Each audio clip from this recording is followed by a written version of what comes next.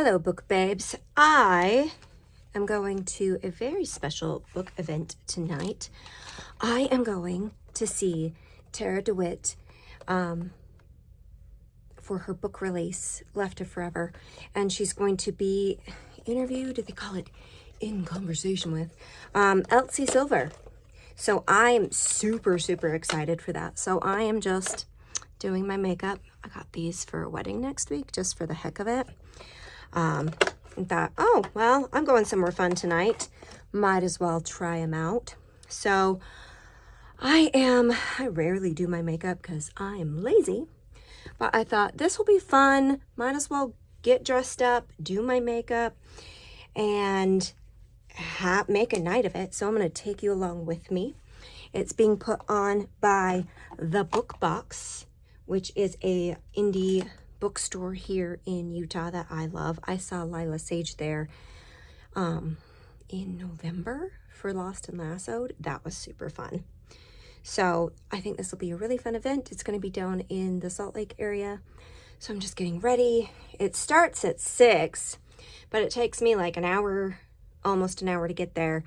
And then, of course, there will be shopping.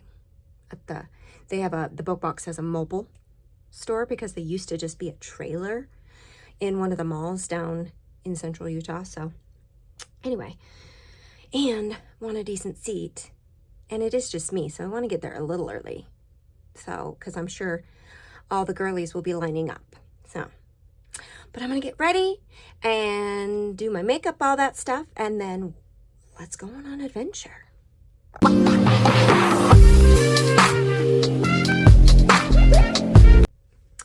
So makeup's done. It didn't take very long. Now I gotta figure out what I'm gonna wear, and then I'm gonna leave probably in about an hour and a half. It's going on 2, so probably at 3:30ish, and then I'd get there about 4:30, so I'd be able to mess around, then get in line, and yeah, I think that's sufficient. It's gonna be in like a big auditorium. I think it's at Salt Lake Community College is where they're having it, so that's plenty big. So I just want a decent enough spot. It's just me. All right, so I'm gonna finish getting ready.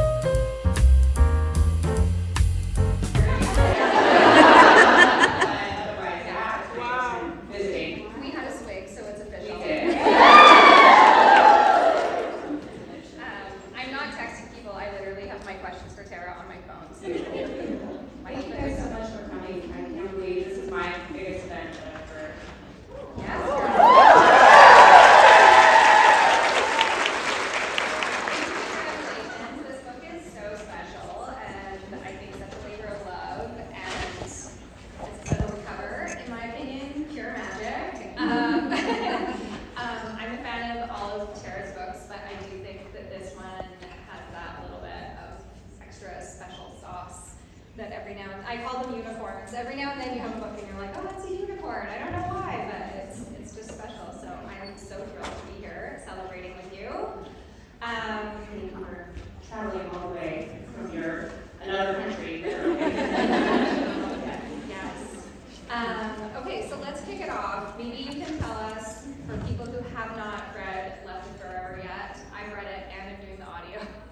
So good. Highly recommend. The narrators are incredible. Yes. Can you give us like a brief summary of the book, or tease it, romance it? So it is a story about a divorced couple named Ren and Ellis.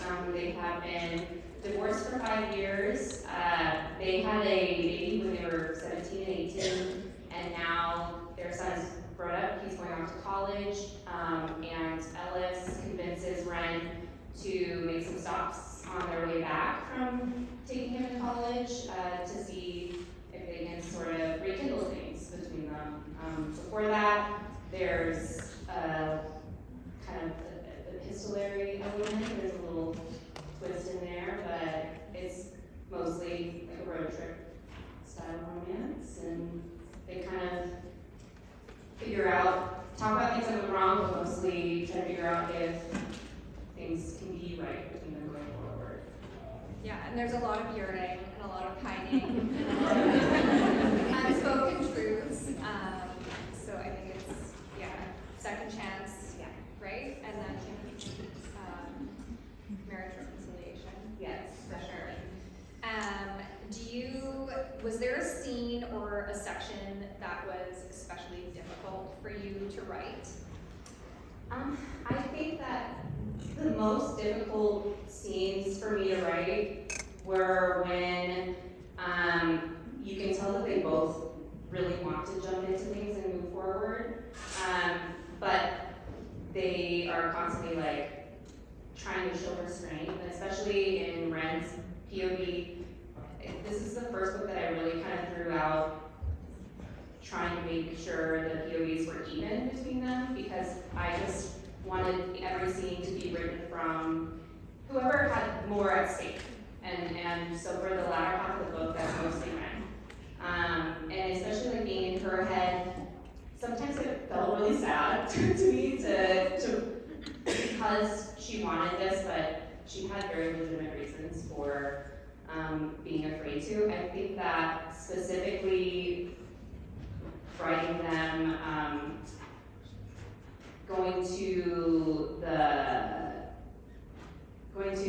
boardwalk their first day, some of it can feel awkward. And when they have a difficult conversation when they're sitting on a bench together, you can tell that there's something, an old natural comfort that they would want to fall back on, but they don't immediately.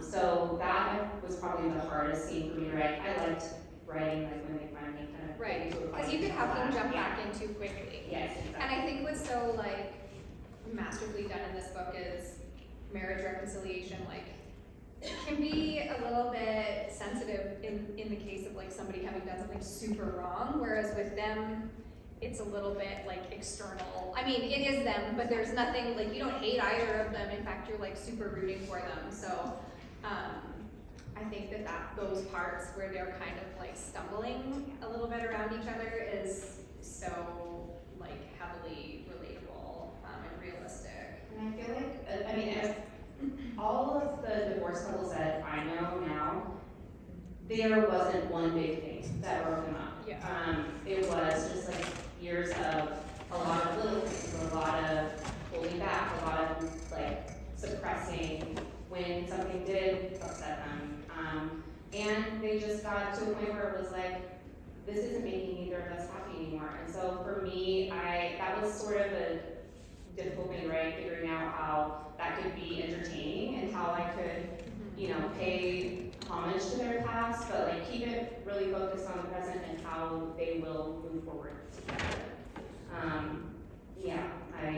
I think that's, I keep saying it in every little promo thing, but for me, this book is like life throws out circumstances that make relationships more difficult, but it throws out the occasional chance too, and ultimately love comes out of a matter of choice and continuing to choose each other. Totally. Beautiful. Speaking of beautiful, do you have, like, I don't have any tattoos, but if I was gonna get a Left It Forever tattoo, I'm starting off strong, you guys. Is there like a one-liner that is just like, I know that probably makes them all disappear from your head, but if I was like gonna get like just that one line that you feel like sums up. There are a few, but I really loved coming up with the title for this one because some people were like, I don't get it until you get it. And it's a play on the road trip aspect of things too, and especially with the tagline. Totally. I love the forever, this time we'll get it right. Let me hear the rest of that. I love that there's a line that basically says we have whatever's left forever. And it's about that, about moving forward. So I think that's my favorite line. The other heart to shape around his, and I think that that's just such a testament to how relationships shape us. Oh my God, are you gonna start crying? I love you. Tara's writing is so beautiful. Sometimes I read it and my mind's like, you're hot, and then Tara's like, my heart makes it. Like, what's a dirty line? You're just like, people are crying. I've had a few people DM me, they're like, why do I always cry in your sex scenes? I was like, man, I don't know, I'm sorry. I thought it was hot. I was crying for that. They're like, what? Every single one. Yeah. I didn't know. Titty fucking would make you cry.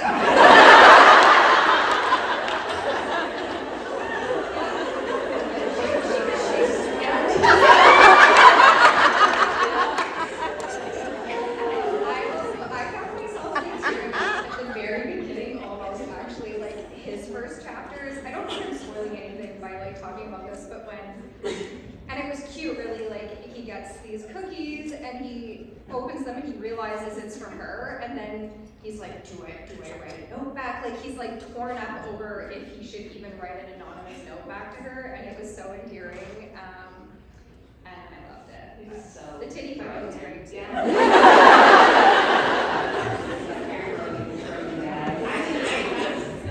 I would say at the beginning of this book was my favorite thing that I've ever written. I love having like a creative, fresh twist on things.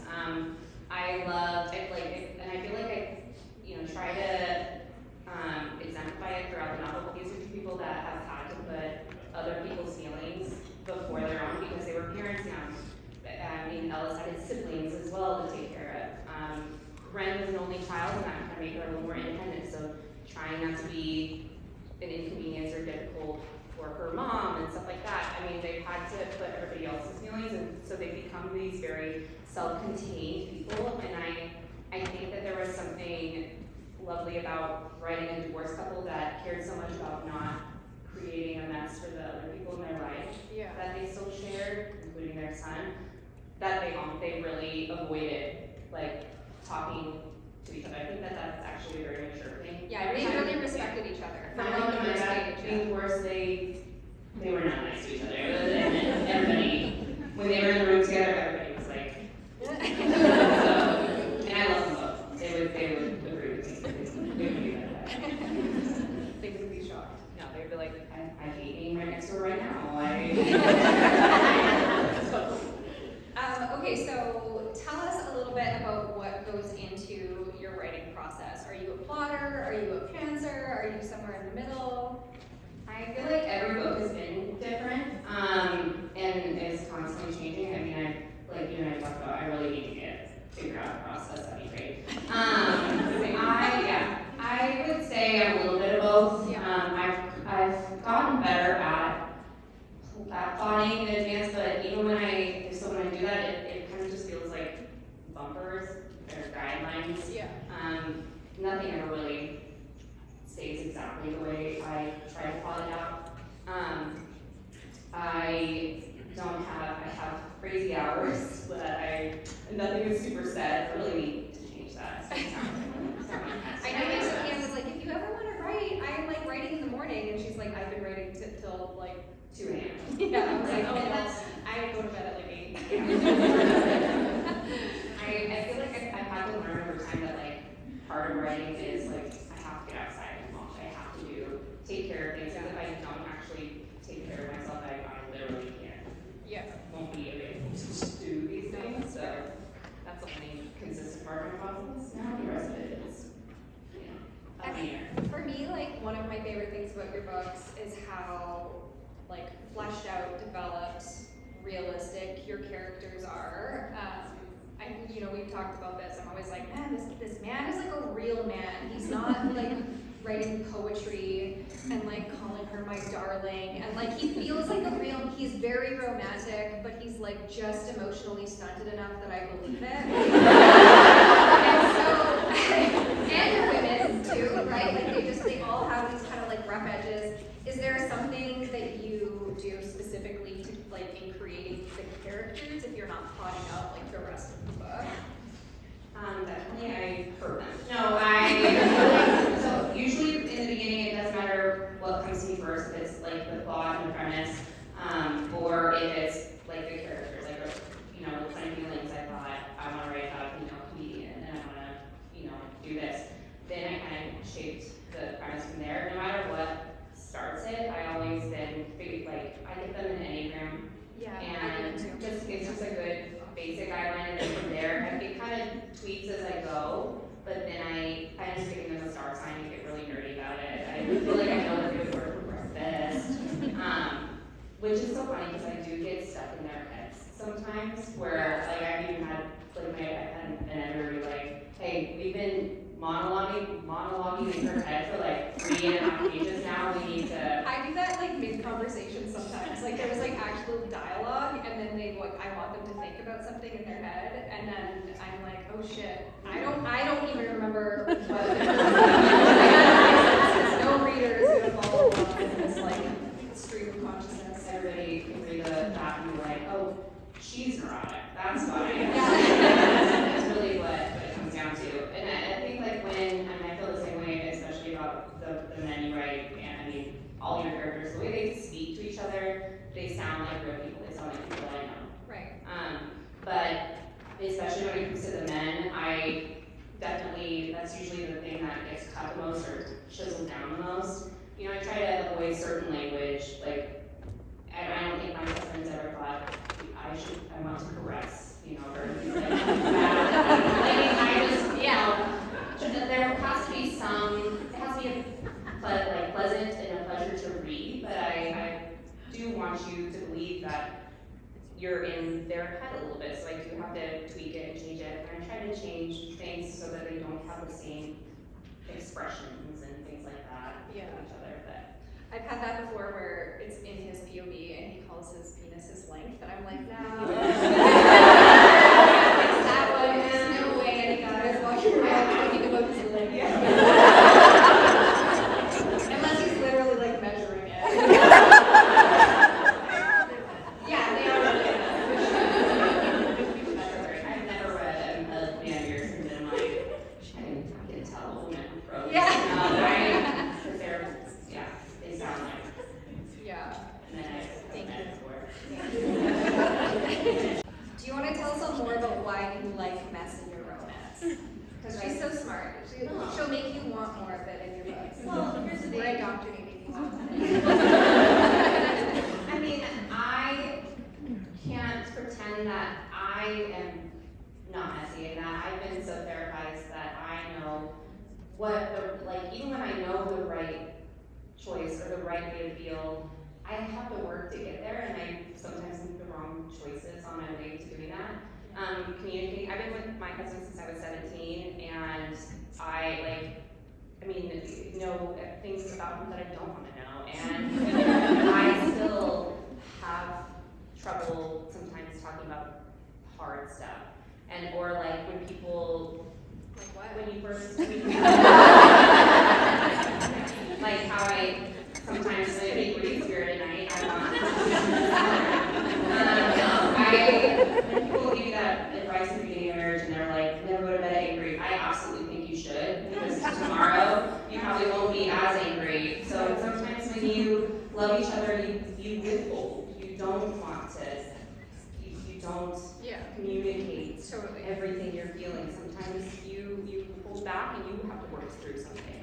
So I love, and I just think miscommunication is the most realistic thing that happens every single day in life. I think that a third act breakup or a third act conflict, there has to be some sort of third act conflict that they have to overcome. For me to believe that they'll move on past the book and go on existing in the world, staying together, I need to see that they can overcome that. I think that especially this was an interesting book to write because the entire book is them working through this again, showing that we have what it takes now in the present, but also chipping away. And learning to communicate, Exactly. right? They're not great communicators, so. But you can. Most of us aren't. No, Let's we be think we honest. are. Yeah. We think we are, and then you're presented with that, and I mean, how many of us have walked away from an interaction or an argument and you come up with the perfect comeback? Yeah. Hours later, and you're in the shower and you're like, why didn't I say that? Why didn't I speak up? I mean, that's normal. That's what most people do. So yeah, I eat that kind of stuff up. I mean, I won't get into some of the toxic stuff that I eat up too, but I just really I like to see messy people be messy and then go on to have love and happily ever after. I also think and I've said this before in like interviews or whatever, that I think there's something intensely romantic about loving somebody at their worst, right? Like somebody can really mess up or say something they shouldn't have or make a choice that was the wrong choice, and then that person isn't just like, well, you made one mistake and I hate you now, because that's not how relationships work in real life. So I always think like being like hitting rock bottom or being kind of shitty and saying something, and then that person being like, yeah, well, that was shitty, but I'm not going anywhere, is so romantic. Well. I'm thinking of your books, even wild. You can tell you wild like, side. No, I'm thinking of wild side, like same thing. And sometimes you do try to push people away, even people like most. Totally. I love when that's met with love. I love when it's not. I don't believe in this idea that you have to be healed in order to love or be loved. I think that you have love to give, and it's this act of trying. I just will never get tired. People are like, they need therapy, and I'm like, yeah, but it doesn't mean that you're not worthy of love until you have completed therapy. I would actually really encourage you to listen. That's such an ableist thing to say. I'm sorry. I don't throw that term around lightly, but therapy is expensive. Not every insurance, insurance doesn't cover that. Not a lot of them. Yes. So yeah, I reject that notion a lot. I love putting my characters in therapy. Yeah, for sure. But not every single. I know lots of people who are like, they need therapy. Yeah. They're not going.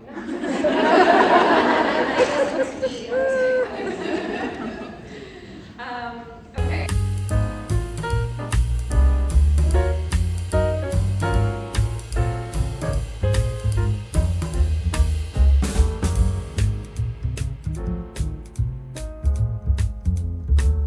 Oh my god, guys, so I'm just leaving and it was fucking amazing. And they were so funny and so sweet. I loved it. So I'm sitting in my car real quick, like I just left, and it was so much fun. I had a blast, and those ladies are hilarious. I absolutely adore them, and it was a really great time. I have a tote bag full of books. Oh my gosh. And it's gonna be great. I'm gonna love reading them. A couple of them I've already read, of course, but some of them I haven't. And then I found out about her book Rootbound, which I ordered while I was sitting there listening to them speak. So anyway, it was a great time. Now I'm gonna go home because I've been here for like 4 hours. Okay, bye.